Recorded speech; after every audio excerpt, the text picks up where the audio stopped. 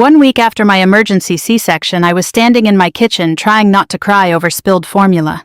That sounds dramatic now, but at the time it honestly felt like the last thing holding me together. I remember staring at the puddle spreading across the counter while my lower stomach burned like somebody had dragged a hot wire across it. My doctor had warned me not to stand too long, not to lift anything heavier than the baby, not to push myself. Meanwhile, I was surviving on maybe 90 minutes of sleep at a time, and stale coffee reheated 3 different times in the microwave. It was early October in Fayetteville, North Carolina, rain tapping softly against the windows, the kind of gray evening that makes the whole house feel tired. Lily had finally fallen asleep in the bassinet beside the couch after screaming for almost an hour straight. I still had one hospital bracelet sitting on the kitchen counter because I hadn't gotten around to throwing it away yet. That's the kind of mess my life was in. Not dramatic movie mess. Real mess. Breast pump parts drying beside the sink. Mesh hospital underwear hidden under oversized sweatpants. Half-folded baby laundry on the recliner. Pain medication alarms going off on my phone every 4 hours. And Derek was nowhere to be found. Again. He'd been disappearing more and more during the last few months of my pregnancy. Longer gym sessions, late contractor meetings, random Saturdays gone for 12 hours at a time. Every time I asked about it, he'd kiss my forehead and tell me I was stressed. "You've been through a lot, Ray." That was his favorite sentence near the end. Not "I love you." Not "how can I help?"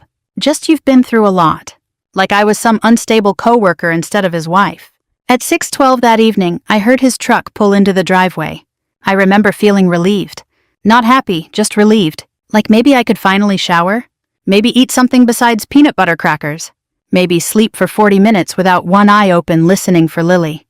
I heard the front door open. Then I heard a woman laughing. At first I honestly thought I imagined it.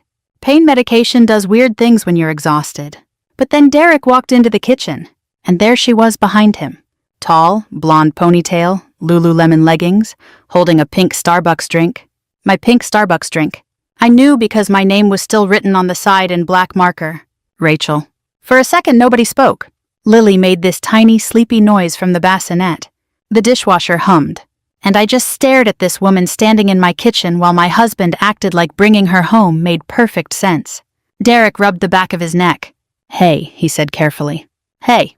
That was how he opened this conversation. Like he'd come home with the wrong groceries. The woman gave me an awkward little smile. "Oh my God," she said quietly. "You didn't tell me she just had the baby." That sentence hit me harder than seeing her there. Because suddenly I understood something awful. She didn't even know. Or at least not all of it.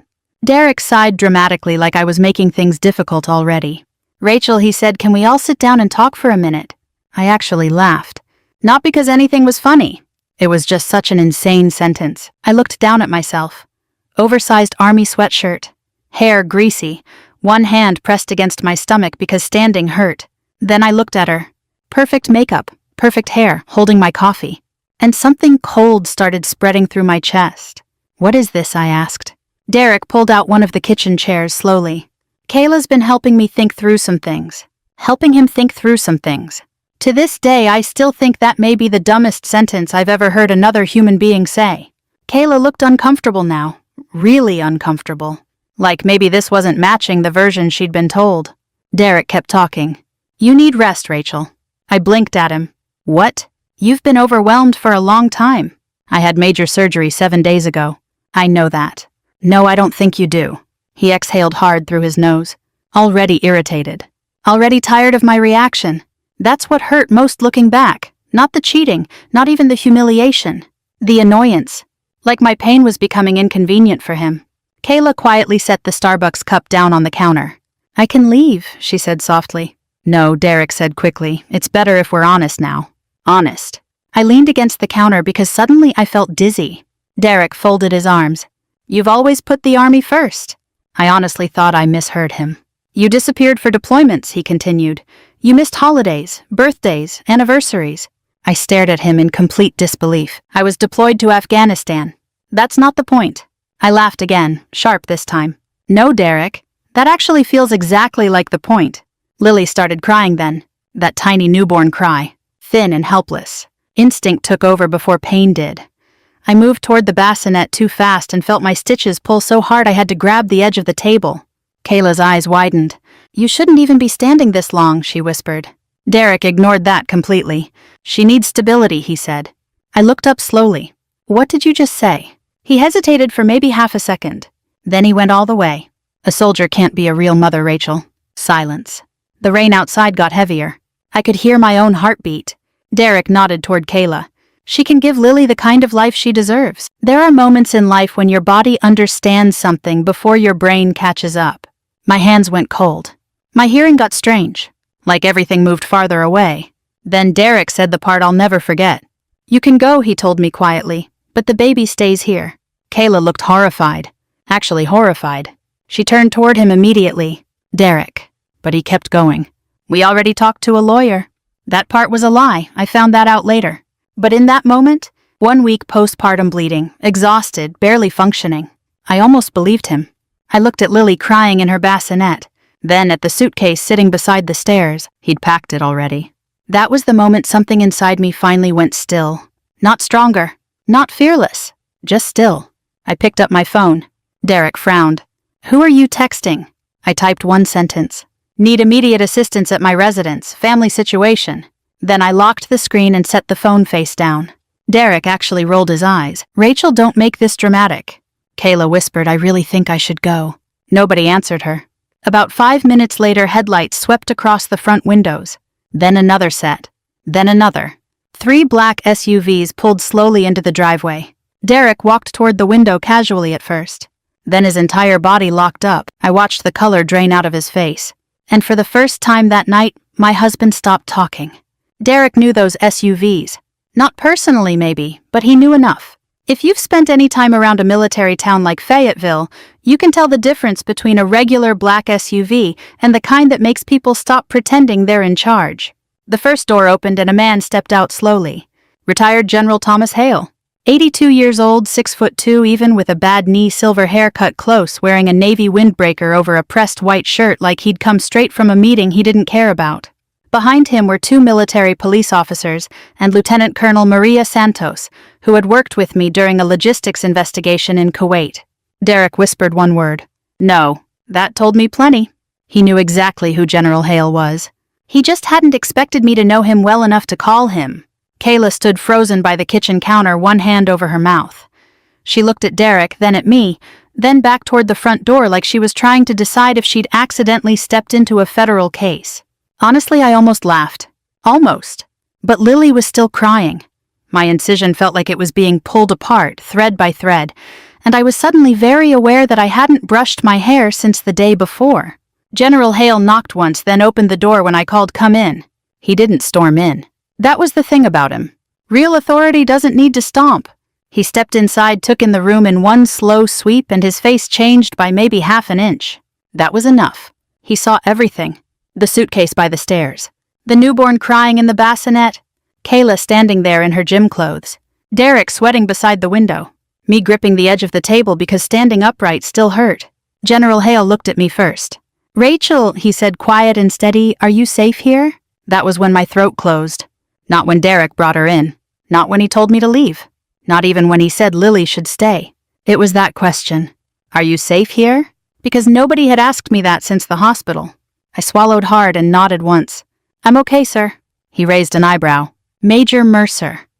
I've known you since you were 24. You are many things. A bad liar is one of them."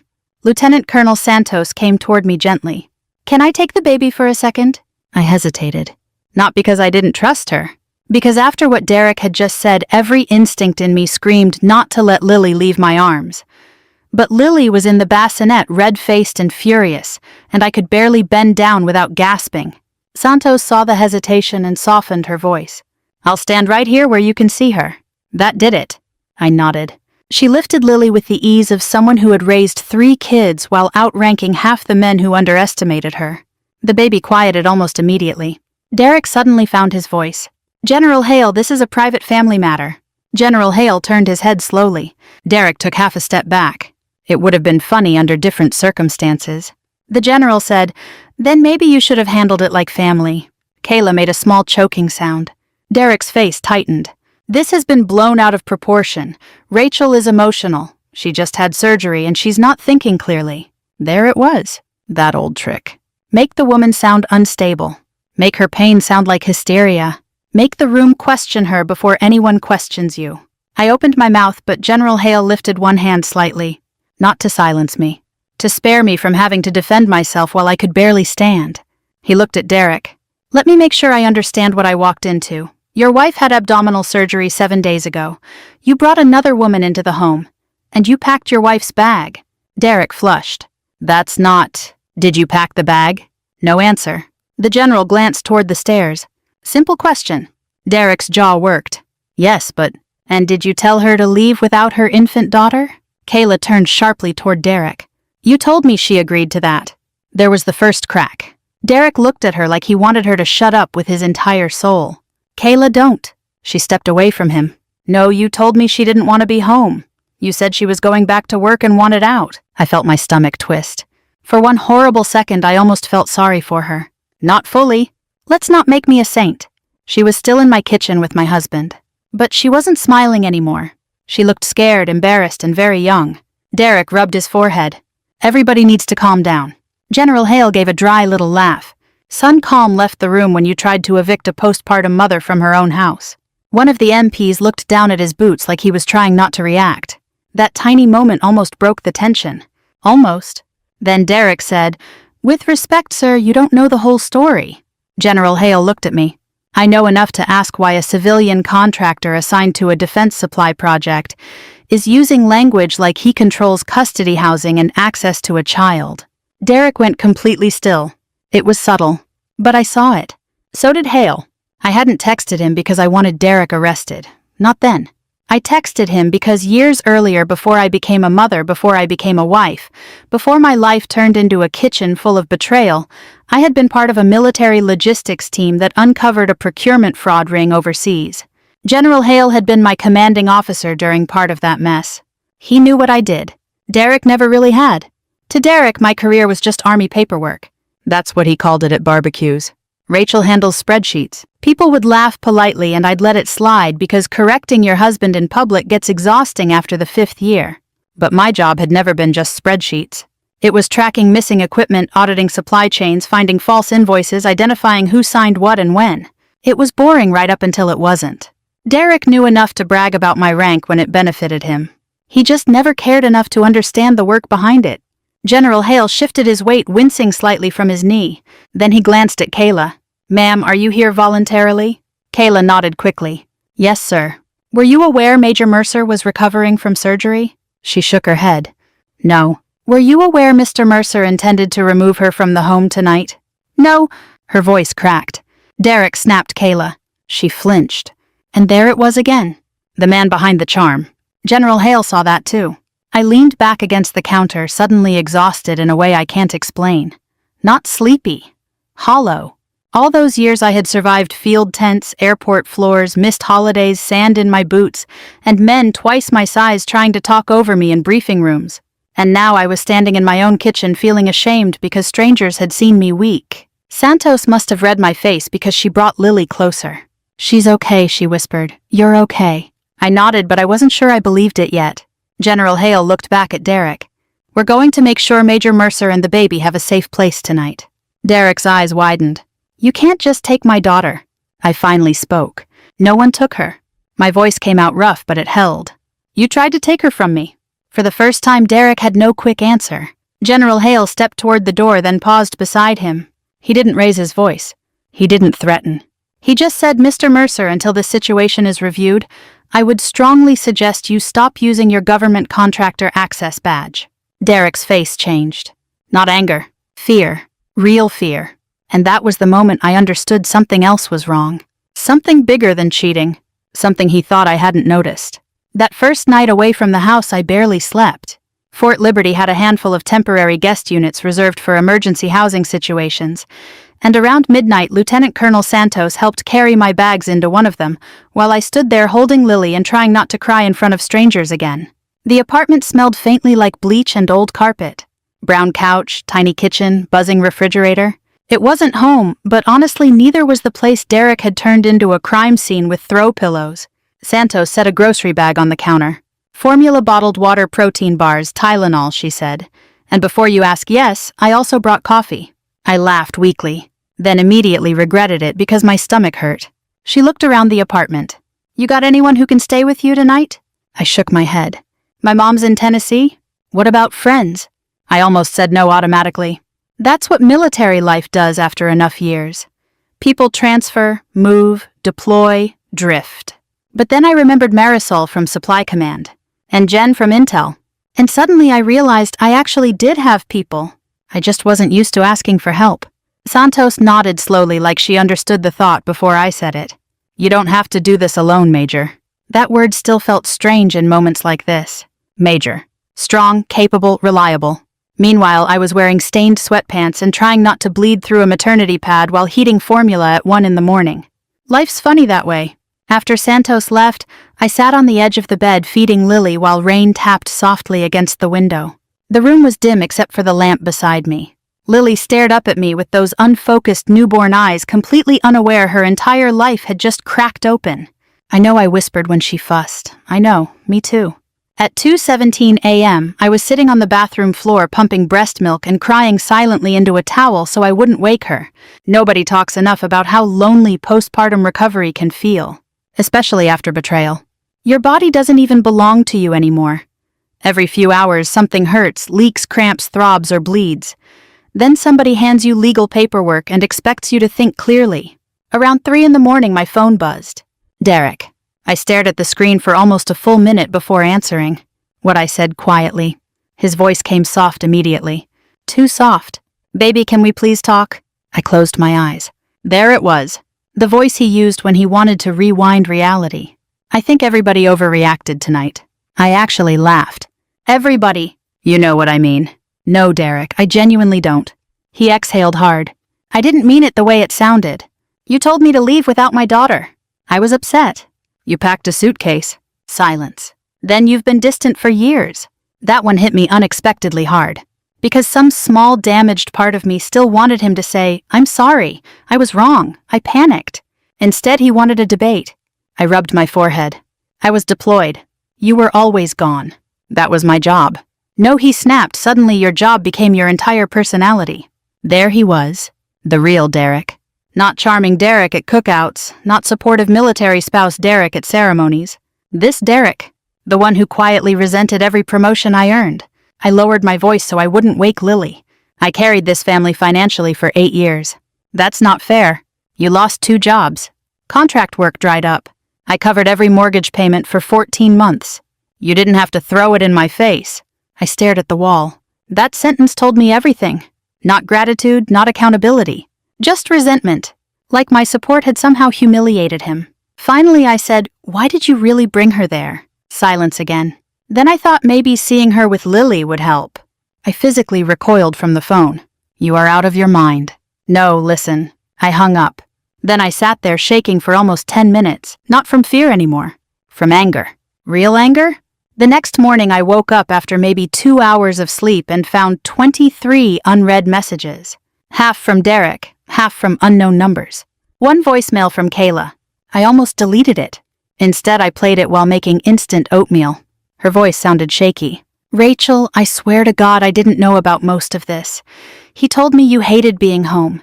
He said you were probably leaving after maternity leave anyway. I leaned against the counter listening.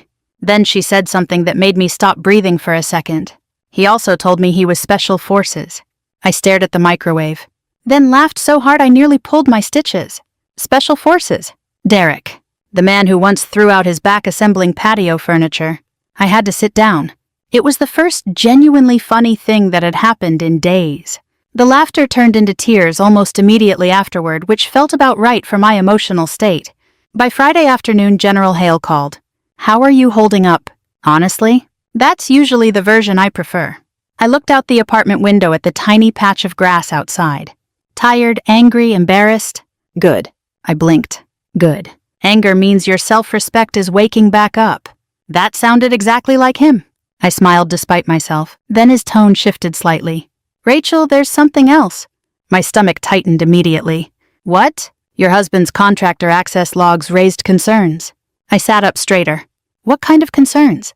Activity connected to supply chain files outside his assignment scope. The room suddenly felt colder. That doesn't make sense. Does he ever use your laptop? I opened my mouth to say no, then stopped. 3 months earlier, while I was pregnant, Derek had borrowed my work laptop because his own computer froze during some contractor certification process. At least that's what he told me. General Hale continued carefully. We're still reviewing things. I don't want you panicking. Too late. Military investigations don't review things casually, especially not involving procurement systems. I stood there staring at the wall while Lily slept in her portable crib nearby, and suddenly memories started clicking together. Derek asking strange questions about supply delays. Derek suddenly knowing details about contracts. Derek pushing harder lately for me to leave my laptop at home instead of locking it in the office. My mouth went dry. Sir, I said quietly, what exactly was accessed? He paused. Equipment transfer records tied to overseas shipments. I felt sick, because that wasn't random information. That was controlled material. I spent the rest of the afternoon digging through old emails while Lily slept against my chest. At around 6 that evening, I logged into our home security account. We'd installed indoor cameras after a break-in 2 years earlier. Most of them only covered entryways. But one camera faced the hallway near my office. I almost didn't look. Part of me still wanted this to somehow be a misunderstanding. Then I found the footage. Timestamp 11:43 p.m. 3 nights after Lily was born. I was still hospitalized. Derek walked into my office carrying my government laptop. He sat down, connected an external drive, and started copying files. I watched the screen in complete silence, over and over, rewinding, rewatching. Not because I doubted what I saw, because my brain couldn't catch up to what it meant. My husband hadn't just betrayed me emotionally. He'd used me. My career, my clearance, my name. And suddenly the fear on his face when those SUVs arrived made perfect sense. The next Monday morning I officially reported Derek. Even now saying that out loud still feels strange. Not because he didn't deserve it. Because for 15 years my instincts had been trained to protect him. Protect the marriage. Protect the image. Protect the peace. You do that long enough, you stop noticing how much of yourself disappears in the process. I filed the report from a small gray office inside Fort Liberty while Lily slept against my chest in one of those soft baby wraps that make you feel equal parts mother and exhausted pack mule. The investigator across from me was a civilian woman named Denise Fowler, mid-50s, reading glasses hanging from a chain around her neck. Calm voice. The kind of woman who'd seen every version of human stupidity and no longer found any of it surprising. She reviewed the footage twice without speaking. Then she looked at me carefully. You understand this investigation will also review your handling of secure materials. There it was. The thing I'd been afraid of. I nodded slowly. Yes, ma'am. Your husband had physical access to your device. One time that I know of. And you permitted it. I swallowed hard. Yes, she made a note. Not dramatic, not judgmental. Somehow that felt worse. I drove back to temporary housing afterward with both hands gripping the steering wheel so tightly my knuckles hurt. Outside Fayetteville, traffic crawled along Skibo Road under a cloudy October sky. Somebody cut me off near the Harris Teeter, and for one irrational second I wanted to scream at them until my throat gave out. Instead I drove home, fed Lily, took my pain medication, and sat in silence while the apartment hummed around me. At around 7 that night my mother called. I almost didn't answer. Hi, Mom. Her voice came soft immediately. Oh, sweetheart. That tone nearly cracked me open. Because I wanted comfort so badly. I wanted somebody to say, you didn't deserve this. You're not crazy, you're not failing. Instead, she sighed quietly and said, your father and I think maybe this situation has gotten bigger than it needs to. I stared at the wall. What does that mean? I just mean, maybe for Lily's sake, keeping things private would be better. There it was again. Peace over truth. Comfort over accountability. I closed my eyes. Mom, he tried to take my baby. I know, honey, but people say awful things when emotions run high. I almost laughed. That sentence explained my entire childhood. Every wound wrapped neatly in excuses.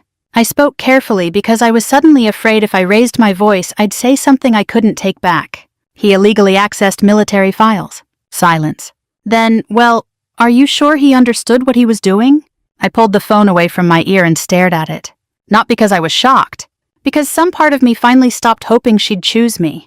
I need to go, I said quietly. Rachel, I love you, Mom, but I can't do this right now. Then I hung up and cried harder than I had the night Derek brought Kayla home. Not loud, not dramatic, Just silent tears sliding down my face while Lily slept beside me, completely unaware her grandmother had just asked me to make myself smaller again. The next afternoon, General Hale came by the apartment carrying takeout containers from Smithfield's Chicken and Barbecue. "Doctor says my blood pressure's too high for fried food," he announced while setting bags on the counter. So naturally, I bought fried food. I laughed despite myself. He studied my face for about 3 seconds. "Your mother called. How'd you know?" "Because you look disappointed instead of angry." That man missed nothing. We ate quietly for a few minutes while Lily slept in her swing. Finally, I said maybe she's right. General Hale looked genuinely confused. "About what? Maybe I should have kept this private." He set his fork down slowly. "Rachel." I stared at my barbecue tray. "Families survive ugly things all the time." "Yes," he said calmly, "healthy ones do." That hit harder than I expected. He leaned back in the chair carefully because of his knee. "You know what good people do too often." I shook my head. "They protect people who would never protect them." Silence settled between us. Outside, somebody's dog barked across the apartment complex parking lot. A motorcycle passed somewhere in the distance. Ordinary sounds. Meanwhile, my entire life had become evidence folders and custody fears. General Hale wiped his hands with a napkin. "You think staying quiet would have saved your marriage?" "No." "You think it would have stopped him?" "No." "Then who exactly would silence help?" I looked down at Lily sleeping peacefully. And for the first time since all this started, I admitted something to myself. I wasn't afraid of losing Derek anymore. I was afraid of becoming the villain in someone else's story. That's different. And dangerous. Because women especially get trained to fear being difficult more than being mistreated. By Thursday, Derek started panicking publicly. You could tell. The tone of his texts changed completely. "First, please call me. Then you're overreacting. Then you're embarrassing both of us. Then, if you ruin my career, Lily suffers too." That one made me physically ill. Not because I believed it, because he was using our daughter like leverage now. Again. I stopped responding except through attorneys. That seemed to genuinely confuse him. I don't think Derek ever expected consequences to continue once his charm stopped working. And honestly, for most of his life it probably hadn't. Then came the fundraiser. A military contractor networking event in Raleigh, held at some polished downtown hotel ballroom full of expensive watches and people who used the phrase national security while cheating on expense reports. Derek attended every year. Normally spouses came too. This year he apparently showed up alone. Big mistake. One of the contractor wives I knew texted me afterward. Not gossiping. Warning me. Her message read, "Derek's talking about you publicly. Thought you should know." A few minutes later, another message arrived from someone else. "He said you cared more about rank than family." I sat there staring at my phone while Lily slept across my lap. Then another message came. This one from a man named Scott Brennan who'd worked logistics oversight with me years ago. He's drunk and getting louder. I should have ignored it. Probably would have, honestly. But then Scott sent one final text. He just joked that postpartum hormones made you unstable. Something inside me went cold. Not explosive, not emotional. Cold. An hour later, I was standing outside that hotel ballroom holding Lily in my arms, while my incision throbbed beneath my dress. I almost turned around twice. Not because I was afraid of Derek, because I was tired. Bone tired. The kind of tired women carry when they've spent too long surviving disappointment. Then the ballroom doors opened, and I walked inside. The ballroom went quiet in that strange, delayed way crowds do when people realize they're looking at something uncomfortable. Not instantly. First, a few heads turned. Then conversations slowed. Then somebody near the bar stopped mid-laugh. I stood there holding Lily against my shoulder while the hotel chandelier lights bounced off polished glasses and silverware.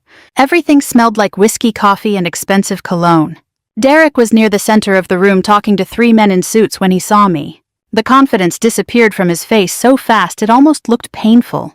"Rachel," he said sharply, already moving toward me, "what are you doing here?" Funny thing to ask your wife, especially while standing 10 feet from a seafood buffet you attended without her. I adjusted Lily slightly against my shoulder. She was awake, I said calmly. Thought we'd come hear the jokes in person. One of the men beside Derek immediately stepped backward like he wanted no part of whatever was happening. Smart man. Derek lowered his voice. "This isn't the place." "No," I agreed quietly. "Our kitchen wasn't either." That landed. Hard. He glanced around nervously. People were pretending not to stare now, which is somehow even more obvious than staring. Derek forced a smile. "You need to go home." I looked him directly in the eye. I did, you packed my suitcase. His jaw tightened instantly. And that was when I noticed something interesting. He wasn't angry because he felt guilty. He was angry because he was losing control of the narrative. Big difference. Before he could answer, another voice spoke behind me. Evening, Mr. Mercer. Derek went pale. 2 investigators from the Defense Criminal Investigative Service had just entered the ballroom. Not loudly, not dramatically, just professionally. Dark suits, federal credentials, completely calm. That calmness terrified people more than yelling ever could. The taller investigator, Special Agent Collins, nodded politely toward me first. Major Mercer. Then he turned to Derek. We need a private conversation. The entire room felt frozen. One woman near the wine table actually whispered, "Oh my God." Derek laughed nervously. This is insane. Agent Collins didn't react. Sir, now would be good. Derek looked around wildly like he expected someone to rescue him. Nobody moved. Not one person. Because once federal investigators walk into a military contractor event looking for you, specifically people suddenly remember they barely know your last name. Derek tried one last smile. This is some kind of misunderstanding. The shorter investigator finally spoke. Then this should clear up quickly. That little sentence carried the emotional warmth of a tax audit. Derek looked at me. Really looked at me. And for the first time since all this started, I think he realized I wasn't coming back. Not emotionally, not legally, not privately. Done is a quiet thing sometimes. He lowered his voice. You're really doing this. I almost laughed. Like I'd hacked his accounts and forged invoices myself. You did this, Derek. His face hardened instantly. There he was again. The real version. You want to destroy me because you're angry. I stared at him for a second. Then I said something that surprised even me. No, I stopped protecting you because I'm done lying for you. Silence. Not movie silence. Human silence. The kind where people suddenly become deeply interested in their drinks because they know they just witnessed something real. Agent Collins gestured politely toward a side conference room. Derek didn't move at first. Then another voice cut through the tension. Actually, before he goes in there, everybody turned. Kayla. She stood near the ballroom entrance, clutching a large brown envelope against her chest. Honestly, for half a second, I thought I was hallucinating from exhaustion. Derek looked horrified. Why are you here? Kayla laughed once. Not happily. I asked myself that same question all week. People fully stopped pretending not to watch now. Kayla walked closer carefully like she hated every step. She looked at me first. Not Derek. I owe you an apology. I didn't answer. Mostly because I had no idea what was happening anymore.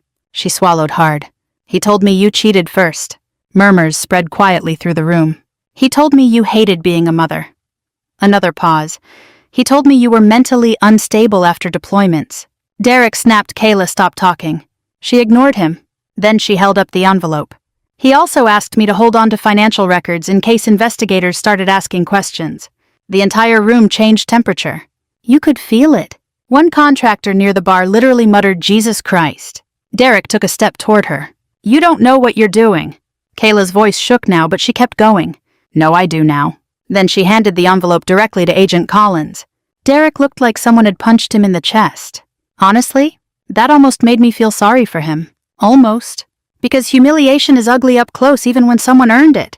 Agent Collins opened the envelope, briefly glanced inside, then looked back at Derek with the exhausted expression of a man whose paperwork just tripled. We'll add this to the review. Derek ran both hands through his hair. This is unbelievable. No, Kayla said softly. What's unbelievable is that you almost convinced me she was the problem. That line hit the room hard. Because everybody there suddenly understood exactly who he was. Not unlucky, not misunderstood. Cowardly. Derek looked back at me desperately. Rachel, tell them this isn't criminal. I stared at him. And suddenly I saw the whole marriage clearly. Every deployment where he acted abandoned instead of proud. Every promotion he minimized. Every joke about spreadsheet soldier. Every time he needed me smaller so he could feel bigger. Lily stirred softly against my shoulder. I rocked her gently while looking directly at him. You told me I wasn't fit to raise my own daughter. Derek opened his mouth. Closed it. Nothing left. So I finished quietly. You don't get to decide what kind of mother I am. That was it. Not screaming, not revenge fantasy theatrics. Just truth. And weirdly enough, truth embarrasses people more than rage ever does. Agent Collins finally guided Derek toward the conference room. This time he went. No dramatic struggle, no shouting. Just a frightened middle-aged man realizing consequences had finally caught up with him. As he disappeared through the side door, the ballroom slowly started breathing again. Conversations resumed carefully. Glasses clinked. Some people avoided my eyes completely. Others nodded at me with this quiet respect that almost made me uncomfortable. Because none of this felt victorious. Relieving, yes. Necessary, absolutely. But revenge stories online make people think closure feels triumphant. Most of the time it just feels heavy. Kayla walked toward me slowly after the investigators disappeared. Her mascara was smudged. He borrowed money from me too, she admitted quietly. Said it was temporary. I nodded once. That tracked. She looked at Lily. Then at me. I'm sorry, she whispered. And strangely enough, I believed her. Not enough to invite her to Christmas dinner, but enough to understand she'd been manipulated too. She left a few minutes later. I stayed long enough to sign one statement for investigators and drink half a cup of terrible hotel coffee. Then I walked outside into cool October air carrying my daughter against my chest. The parking lot was quiet except for distant traffic. For the first time in weeks, nobody was asking me to defend myself. No explaining, no proving, no shrinking. Just silence. I strapped Lily into her car seat carefully, every movement still tugging painfully at my healing stomach. Then I sat behind the steering wheel for a moment without starting the engine. And realized something unexpected. The house Derek almost threw me out of. I didn't miss it anymore. 3 months after the fundraiser, I bought a basil plant. That probably sounds unrelated. But if you've ever had your life blow apart all at once, you start understanding how important small living things can become. The basil sat in a chipped blue pot outside the sliding door of my apartment balcony at Fort Liberty. Every morning while Lily napped, I watered it with cold coffee leftovers and checked the leaves like some exhausted suburban farmer. And somehow against all odds it kept growing. Around that same time so did I. Not dramatically. There was no movie montage where I suddenly became fearless and perfectly healed. Real recovery is annoying. It's paperwork, physical therapy appointments, mediation calls, learning how to carry groceries and a diaper bag without reopening surgical scars. It's waking up at 3:11 in the morning, convinced you heard your baby crying when she's still asleep. It's standing in Target staring at couples buying baby clothes together while trying not to feel angry at strangers. It's rebuilding your confidence one ordinary Tuesday at a time. Derek moved into a short-term rental condo near Raleigh after losing his contractor position. The federal investigation was still ongoing, though. From what my attorney told me, several companies had already quietly cut ties with him. Turns out government contractors get nervous when words like unauthorized access and financial irregularities start floating around. Who knew? He still texted occasionally, usually late at night. Mostly variations of "Can we talk? You're making this harder than it needs to be. I miss my family." One night he sent, "I barely recognize you anymore." I stared at that message for a long time, then deleted it. Because the truth was, I barely recognized myself either. Not the version who stayed silent for years, not the version who apologized for succeeding, and definitely not the woman who almost let somebody convince her she wasn't fit to raise her own child. That woman was gone now. Good. One Saturday morning in December, General Hale came by the apartment carrying a McDonald's coffee tray and a paper bag full of sausage biscuits. "Doctor says my cholesterol is concerning," he announced while stepping inside. "You ever listen to your doctor?" I asked. "Absolutely not. That's how they win."